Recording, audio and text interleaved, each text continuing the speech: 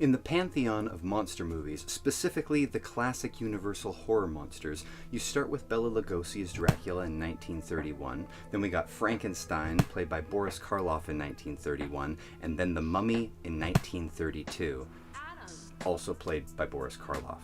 Now, here's something we don't often think about. Dracula was based on a novel by Bram Stoker. Frankenstein was based on a novel by Mary Shelley. So what's The Mummy based on? The Mummy is one of the core Universal movie monsters, one of the great movie monsters of all time, and it really isn't based on any book or direct work of fiction. Instead, The Mummy was birthed from our collective subconscious in the 1930s, and ever since we've rallied around this icon of pop culture and reinvented him time and time again. In this series, I'm going to unpack all the various eras of the Mummy movies, from the Universal classic monster movies in this video, to the Hammer horror era, the Brendan Fraser adventure movies, Aztec mummies, and far more. All told, I'm going to touch on over 65 mummy movies, so this series will be broken into 8 chapters. Now, we all learn about mummies in school, the wrappings of the bodies to preserve them, the removal of the organs, but the Mummy movie is really a fiction created not by Egyptians or Mayans, but by white guilt of the Western colonizer. Oh no! Politics! No. History. After all, there were fictitious mummies in many novels before the first Mummy movie in 1932.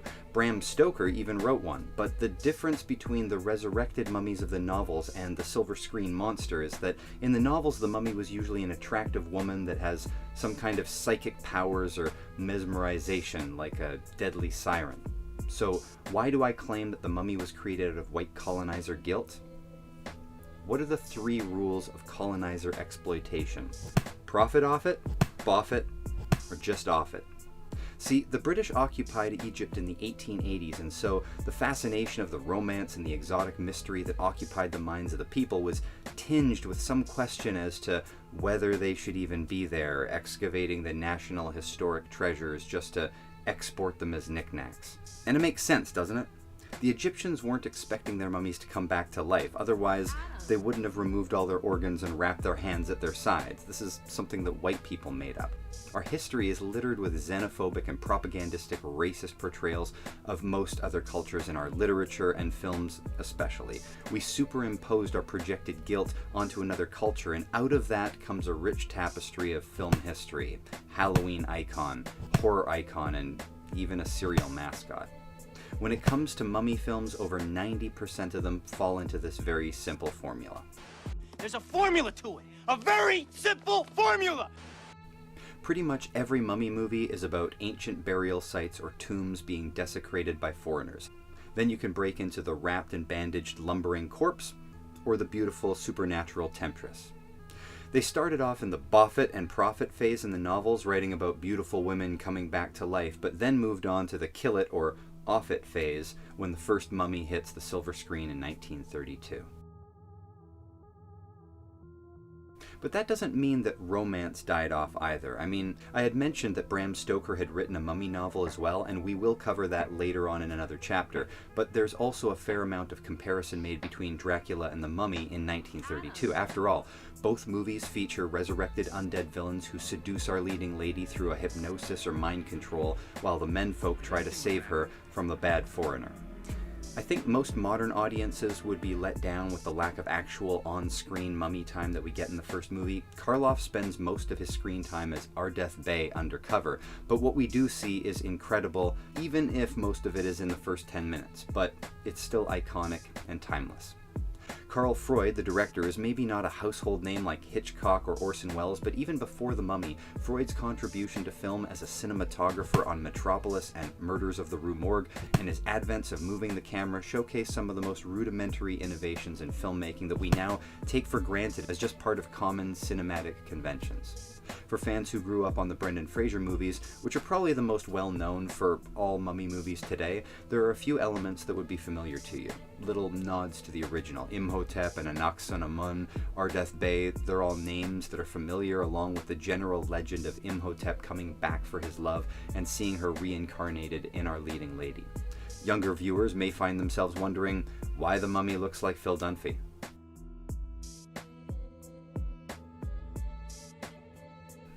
To everybody who thinks there's nothing original today and everything's a remake, well, way back in 1940, they remade The Mummy only 8 years after the original. The Mummy's Hand in 1940 is a remake, and the filmmakers were shameless enough to take actual footage from 1932 and splice it into the new movie in the first 5 minutes. They changed a few things. Imhotep is now Karas, Anaxunamun is now Ananka, but the main difference is maybe the tone being quite a bit lighter than the first, especially the two leads who have a quick talking rapport, and it's got a bit more life to it, more action scenes and locations, but the photography pales compared to the original for mood. The father-daughter dynamic of the old drunken magician who finances the expedition is a familiar dynamic like Rachel Weisz's character and her brother in the 1999 Brendan Fraser movie. That also puts our plucky female lead at odds with our romantic leading man. Yeah? You're going to be very rich. Yeah? You're going to find a tomb filled with gold and diamonds. Yeah. How did you know? You're going to finance an expedition. Gad, that fake mind reading I've been teaching you, it isn't fake. Pop, you didn't give him the money yet. You didn't. Another aspect of the mythology built into this version is the idea of a secret protector, part of a lineage of cult fanatics who are there to make sure the tombs are not disturbed. Similar to the guy from the Order of the Cruciform Sword in Last Crusade, who's dedicated to making sure nobody ever finds the Holy Grail, or the Watchers in Highlander, who are a secret organization observing the gathering. In the 1999 Stephen Sommers movie, we get his version of Ardeth Bay, played by Oded Fehr, who functions in a similar role. He, of course, is trying to make sure nobody disturbs Imhotep, while in The Mummy's Hand, our local professor is actually the antagonist who sets Karas loose on the archaeologists for disturbing the sacred burial site. And despite all of the extra locations and action, still there is precious little screen time for our ragged antagonist. Less romance, more adventure. Tom Tyler played the Mummy this time, and while the makeup wasn't quite as impressive as the 1932 version, they did a couple of key moments where they painted out his eyes so that they would be dark little raisins, and that was kind of cool and effective.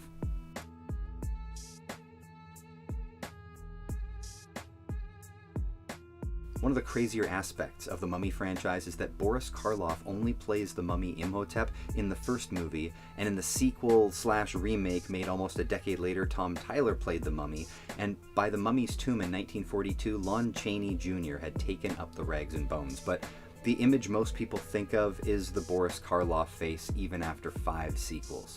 And stranger still, while The Mummy's Tomb is an actual sequel this time, with most of the key cast returning and the production only 2 years later, the film takes place 30 years later, but, you know, it still looks like it's 1942, of course. It's not like it's sci-fi. I didn't mention it earlier, but these movies are incredibly short. The 1932, the first film, was only 73 minutes, while The Mummy's Hand was 1 hour and 6 minutes, and The Mummy's Tomb is down to just 1 hour flat. That's worth mentioning now because the production for filming was only 2 weeks, and the first 10 minutes heavily recycles footage from the last movie to tell the plot in flashbacks. And then there are still other shots in it lifted from Frankenstein, Bride of Frankenstein, and music from The Invisible Woman. Now, there are still 2 more direct sequels left to cover, but it becomes pretty obvious at this point that the 4 Karas films utilize the mummy as a weapon of vengeance, directed by the evil priest, rather than the mummy we got in 1932, who was a fully realized and self-motivated villain on his own. There was more depth in the original, whereas these 4 films treat him as a one-dimensional, blunt instrument of murder.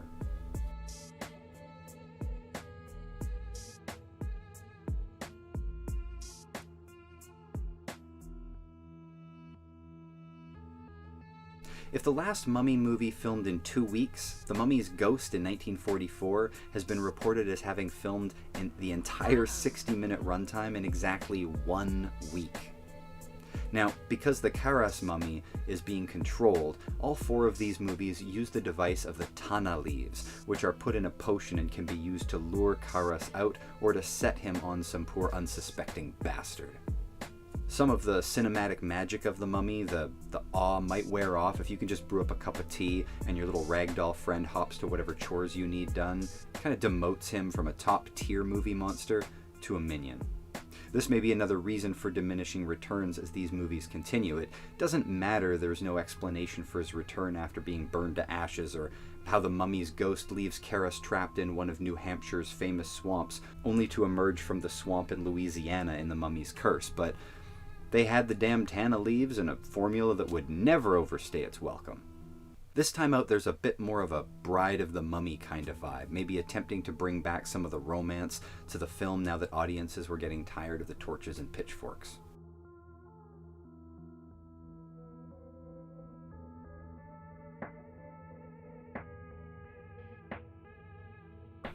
Only 6 months after The Mummy's Ghost was released, we got The Mummy's Curse in the same year.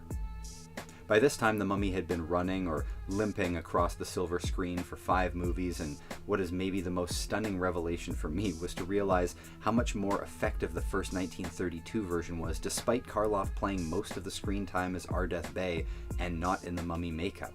But his romantic motivations and self-determination made him a much more engaging villain than any of the following movies that played him as just a heavy.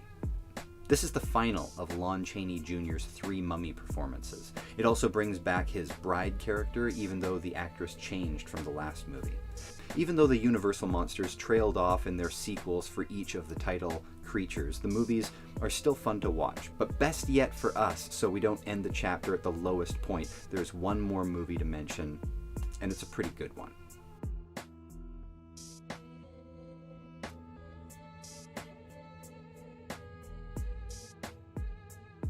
Genres move in cycles. Innovation and excitement, copycats and twists on the conventions, and before total exhaustion, the last gasp of parody.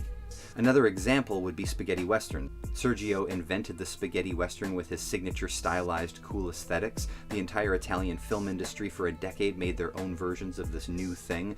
And in the last wave of Italian westerns, we see Bud Spencer and Terence Hill, the Trinity movies, and My Name is Nobody. Superhero movies seem to be hitting a similar arc of audience exhaustion, and newer projects like Peacemaker and The Boys are as much poking fun at the established genre conventions as ever. Well, by the 1950s, the Universal horror monster franchises were on fumes. The budgets were whittled down, and the resulting production was netting as little money as you'd expect. The last hurrah for all of them came with the comedy duo Abbott and Costello.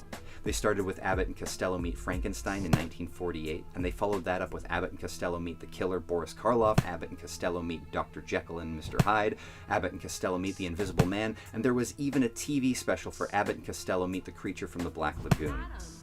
The monsters are all played straight, and the comedy comes from Bud and Lou. These movies are a satisfying final round for our beloved monsters, but perhaps more historically significant, they represent the first obvious and successful example of the horror comedy genre in film. And that's a great genre with a tree that bears tasty, tasty fruits. Full disclosure, Abbott and Costello Meet the Mummy is not the strongest of that series either, and I would suggest starting with Frankenstein 1 if you're interested beyond the mummy itself. So to recap, the mythology of movie mummies is based more on colonizer fantasies than any historical facts. That the first 1932 Mummy is still the best and it stands alone because the next 4 movies reboot the franchise and all connect as sequels together, and that Abbott and Costello end the Universal era on a good note. In the next chapter, we are going to go through the 4 Hammer horror mummy movies, and if you don't know what Hammer horror movies are, I'm going to cover that as well.